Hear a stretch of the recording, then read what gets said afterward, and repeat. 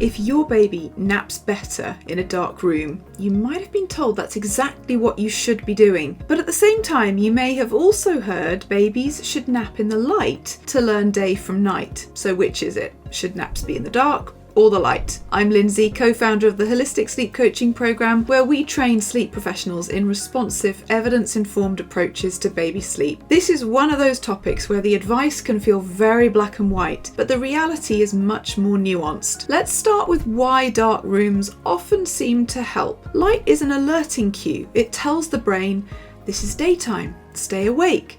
So when you reduce light, you remove some of that stimulation. And for many babies, that makes it easier to fall asleep. So yes, dark environments can help with falling asleep more easily. By the way, if you're trying to understand how things like environment, timing, and sleep pressure all fit together, there's a free guide below that explains all about baby sleep at night. Where this advice becomes confusing is when we assume that darker is always better, because light isn't just about helping babies fall asleep. Its main role is to regulate the body clock. It tells the brain, this is day, this is night. And that distinction is something babies are still learning. Now, here's the key point. Daytime sleep isn't mainly driven by the body clock. It's driven by sleep pressure. Sleep pressure builds as your baby is awake, busy, and using energy. And when it's high enough, they need to sleep, even during the day. So when we put babies in a very dark environment for naps, two things are happening. It may help them fall asleep more easily, but it can also send a nighttime signal. And over time, that can blur the difference between day and night. This becomes especially relevant at certain times of the year. For example, during lighter months, bedtime can fall before it's fully dark outside.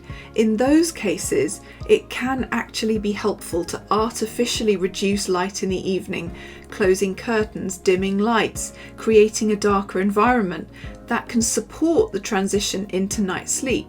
So again, darkness isn't the problem, it's about how and when it's used. There's also a very practical side to this. If a baby becomes completely reliant on a dark room to nap, it can become quite limiting your ability to be spontaneous, for example. It often means needing to rush home for naps, struggling to nap on the go, and less flexibility in day-to-day life. Whereas babies who can nap in a lighter environment often have more flexibility. They can sleep in a pram, a stroller, a carrier, or out and about. Now, this is really important. Not all babies respond the same way. Some babies struggle to settle in the light, get easily distracted, have FOMO, or are more sensitive to their environment.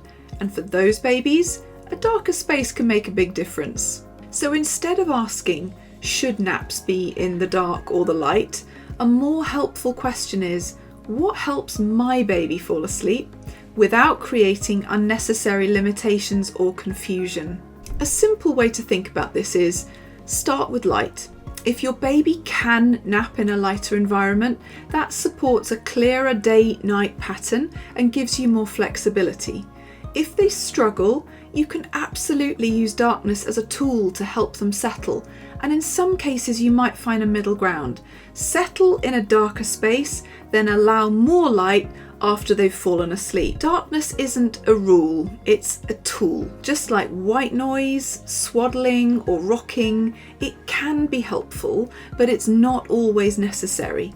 So if your baby naps better in the dark, you're not doing anything wrong, but it's also not something that needs to be applied rigidly. The goal isn't to follow a rule, it's to understand what's happening and to respond to your baby as an individual. If you want help understanding napping, check out our video all about naps below, and see you in the next video.